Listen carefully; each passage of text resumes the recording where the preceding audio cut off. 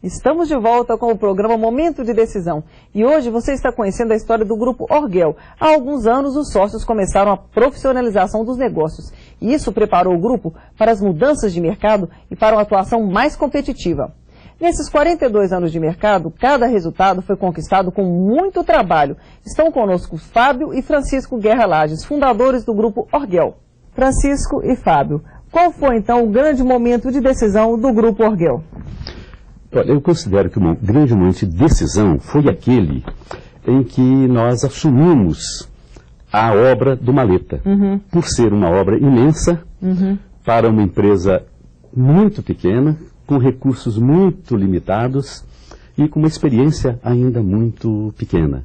Certo. Mas houve assim uma confiança, uma coragem, uma decisão de assumir aquele risco. Foi o momento do risco, né? Foi o momento do risco, o grande risco. Isso é muito importante, né? Depois disso a empresa vai tendo vários momentos, como o Francisco estava contando aqui pra gente, da continuidade do negócio, então da loja, na Galeria Ouvidor. Como é que foi então a loja, Francisco? E essa loja, porque antes nós, trabalhando no Arcanjo Maleta, nós, quer dizer, concentramos embaixo, na parte da garagem, assim, uma quantidade maior de material para nosso uso. E depois percebemos que nós conseguimos, quer dizer, comprar em maior quantidade e começamos a vender ali mesmo. Dentro do Arcanjo Maleta mesmo, uma lojinha lá no fundo, ia conseguir vender algum material. Depois achamos que podíamos ampliar esse negócio e montamos uma loja na Galeria Ouvidor. E essa loja foi interessante porque a gente tinha uma quantidade de material, mas quando você monta uma loja, que você coloca prateleiras e ajeita tudo ali, você percebe que é muito espaço. Então, nós, o que fizemos? Pegamos lata de Sinteco, por exemplo, que era muito usado na época, pegamos as latas vazias, arrumamos elas todas bonitinhas e colocamos na prateleira de cima. Exatamente para poder dar a impressão que a loja estava cheia. E fizemos uma outra coisa aqui também que eu achei assim, que foi importante, eu vou explicar por quê. Nós fizemos um chopp, contratamos levamos um barril de chopp, chamamos as pessoas, aqueles profissionais que trabalhavam com raspação também, porque eram os potenciais clientes dessa loja. E convidamos também um gerente de banco, para nos tornarmos, quer dizer, mais conhecidos. E essa loja ficou chamando, no primeiro foi Loja do Guerra. Que era assim meu próprio nome, que estava Loja do Guerra. Depois, como os raspadores de taco, o pessoal que mexia com acabamento, estavam sempre ali, ficamos chamando Centro dos Raspadores. Foi a primeira loja, assim, não era o nome da empresa, mas era o nome da loja, para chamar. E ficamos ali com essa loja, depois reposicionamos essa loja dentro da galeria, porque nós somos no andar B. Depois percebemos que dava para encarar o andar térreo da galeria e fomos para o andar térreo. Exatamente, então ficamos no andar térreo e essa loja ficou lá 26 anos. 26 anos. Então, mas, quer dizer, naturalmente... segundo negócio, não é isso? Do grupo. Segundo negócio. E logo, quer dizer, algum tempo depois que a gente havia montado essa loja, quer dizer, continuamos vendendo material, nós fomos diminuindo um pouco a questão do serviço e fomos fazendo lá um centro de recepção de recados para os raspadores. Então, os serviços que entraram para nós, depois do Arcanjo Maleta, nós começamos a passar para os raspadores e vendíamos material para eles, para fazer o acabamento. Vocês entraram mais já dentro mesmo do segmento do comércio, que era a experiência que o Fábio tinha. Depois disso, quer dizer, o Fábio trabalhava em outra empresa, aí vem uma outra etapa, quando o Fábio sai da outra empresa e vem fazendo a representação de alguns equipamentos para construção, quando nós montamos então a primeira filial na Rua dos Pampas, já mais especializada na parte de máquinas e equipamentos. Aí vem então a parte de máquinas e equipamentos. Conta pra gente. Exato. Como eu disse, eu trabalhava nessa empresa, Naster, que é pertencente a um grupo francês, que num certo momento resolveu fechar a filial aqui e dar a representação a uma outra empresa. E eu fui junto, a convite deles. Mas passado um pouco tempo, a diretoria da Mecânica Pesada viu que não estava funcionando bem e me convidaram para montar uma empresa para ser a distribuidora aqui em Minas. Como já tínhamos uma empresa, então criamos uma filial lá na Rua dos Pampas. E logo em seguida dessa filial, a primeira coisa que a gente quis fazer foi completar o pacote para atender, porque nessa época não havia uma empresa especializada em máquinas para construção civil. As máquinas grandes eram vendidas pelas empresas de máquina rodoviária, tratores e tal, e as menores eram vendidas pelas empresas de ferragens. Então o que nós fizemos, E, pelo que tenho notícia, somos o primeiro no Brasil a ter uma empresa especializada em máquina para construção. E chegamos a reunir um grupo de marcas, as mais famosas, as mais respeitadas no mercado. E esse passou a ser um grande negócio da Orguel. Passou a ser o grande negócio. Né? E aí nós estávamos sempre procurando um diferencial. Esse de reunir todos os equipamentos, praticamente todos equipamentos para a construção numa só empresa, já foi uma diferença. Em seguida, nós queríamos prestar uma assistência. Antes até, num certo momento, nós faltávamos um produto que era muito usado, e é hoje ainda, né? Elevadores para obra. E pegamos uma representação de uma empresa muito pequena, mas ela era muito limitada. E como o proprietário dessa empresa tinha interesse em expandir, mas não tinha recurso, eu então reuni um grupo de investidores, amigos, colegas nossos, amigos, então, e formamos então uma empresa para fabricar elevadores. Já naquela, e aí completamos bem o pacote. Esse foi o quarto negócio.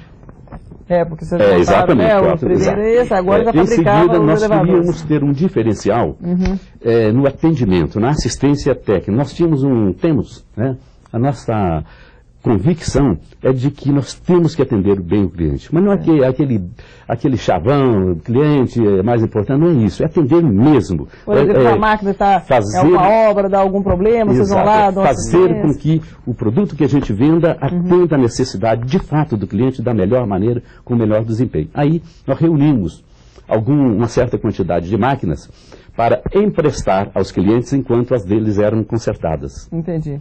E isto, com essa atitude, nós descobrimos rapidamente um nicho de mercado que estava encapsulado e a gente não sabia, que era a locação. Locação, isso. Os clientes começaram a propor, aquela máquina que você me emprestou, me aluga que eu estou precisando. E aí começou. Vamos ver as estratégias que estão por trás do maior momento de decisão dos irmãos Fábio e Francisco Guerra Lages.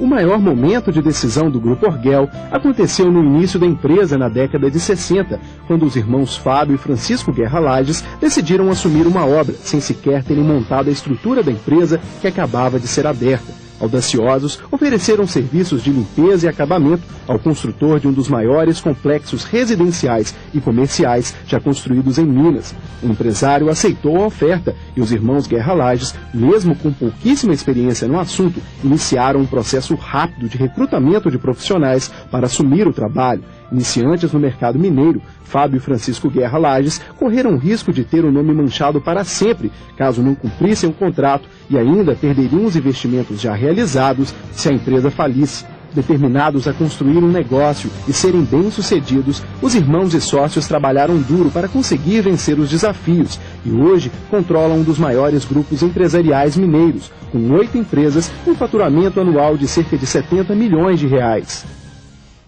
Bom, em toda essa trajetória, o que vocês consideram que foi o mais difícil? Foi o momento de decisão? Ou foi a perpetuação do negócio? Foi a evolução? O que foi mais difícil? As coisas mais difíceis são as mudanças bruscas da economia.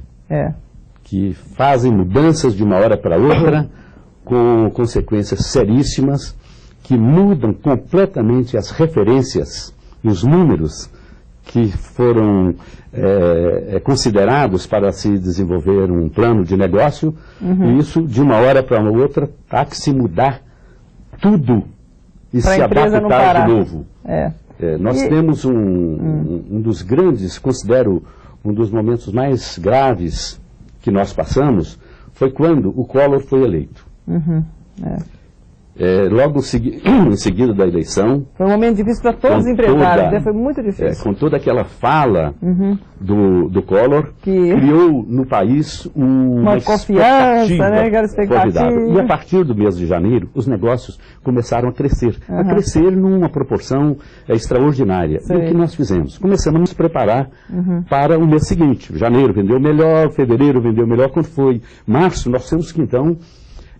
fazer um grande abastecimento. E o que aconteceu quando o Collor entra, recolhe o dinheiro e o mercado e o país para. Esfria. E nós, cheio de estoque e cheios de duplicatas a pagar, Não tínhamos o que fazer. As próprias construtoras, que eram os nossos clientes, passaram a vender os equipamentos deles e passaram a disputar também os poucos negócios que existiam. A economia deu uma parada, gravíssimo, mas levamos um tempo enorme para superar as dificuldades trazidas. Porque a economia para, mas a empresa não pode parar. Por exemplo, vocês hoje têm quantos funcionários? Nós temos 800 funcionários. Aí o que você faz com 800 funcionários no momento desse? Você tem salários para pagar, todos esses compromissos, não é verdade? Então, é complicado. Eu concordo com o Fábio, realmente, que essa falta de regras claras e te possibilita de fazer planejamento de longo prazo. Né? Então, eu acho que um empresário brasileiro, ele é um artista. É verdade. Conseguir sobreviver a tudo isso, quer dizer, quando a gente conversa com um empresário estrangeiro e a gente coloca as condições de trabalho no Brasil, as pessoas não acreditam. Não acreditam. Tem que ter muita coragem, tem que ser um artista. Acreditar no dia a dia. Por isso que fala que Deus é brasileiro, tem que ser, né? Para proteger todas essas dificuldades do país. Exato. Eu queria agradecer muito a participação de vocês. Essa história motiva quem está querendo começar, quem acredita que às vezes com um negócio que seja ele até pequeno, né? Que pode a coisa dar certo, evoluir, daí as coisas melhorarem. Né? Quem está vivendo uma crise, quem passa por problemas, então... Eu queria agradecer muito a participação de vocês. Nós aqui agradecemos a oportunidade de estar aqui com você, participando de um programa tão respeitado, tão visto, né? Gostaria de deixar, Francisco, alguma mensagem para os nossos telespectadores? Exatamente, Eliane. Eu considero o seu programa interessante sobre esse aspecto. O aspecto do novo empreendedor. Né? Eu acho que o empreendedor ele tem que acreditar em alguma coisa, ele tem que ter uma ideia, né?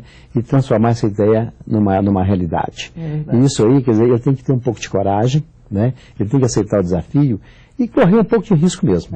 Eu acho que o risco é inerente, né? Inerente aos negócios, porque também senão não faz nada. É claro que tem que ter umas premissas básicas que ele tem que considerar, né? Mas ele tem que acreditar. Né? E considero importante também esse programa no sentido de levar, quer dizer, as empresas, quer dizer, e até entidades de classe, né, que possam considerar como sendo uma oportunidade, né, de mostrar a realidade empresarial para tantas pessoas que às vezes ficam curiosas e querem saber como é que as coisas começaram. Como é que a pessoa chegou lá? Como é que chegou lá? E o Brasil precisa disso. Né? Eu acho que o Brasil precisa de novos empreendedores. O brasileiro tem assim, um potencial e uma potencialidade grande, muito grande, já está detectado em pesquisas. Nós temos que fazer as pessoas acreditarem, especialmente os estudantes, que às vezes se formam aí numa faculdade e tem todo o MBA da vida, mas às vezes não tem a oportunidade de um trabalho. Não pensar só que a Universidade Brasileira ela é muito voltada para preparar as pessoas para serem empregadas dos outros. Nós temos, quer dizer, né? Também está preparado para montar um negócio. Para empreender, para montar negócio, né? Para as pessoas, quer dizer, aprenderem a enxergar as oportunidades, acreditarem em si mesmos, né? E ir em frente. Nosso programa termina aqui. Hoje você viu como o processo de decisão envolve riscos e quem quiser se destacar no mercado precisa enfrentá-los. Não existe decisão fácil. Sempre precisamos pesar os prós e contras antes de escolhermos esse ou aquele caminho.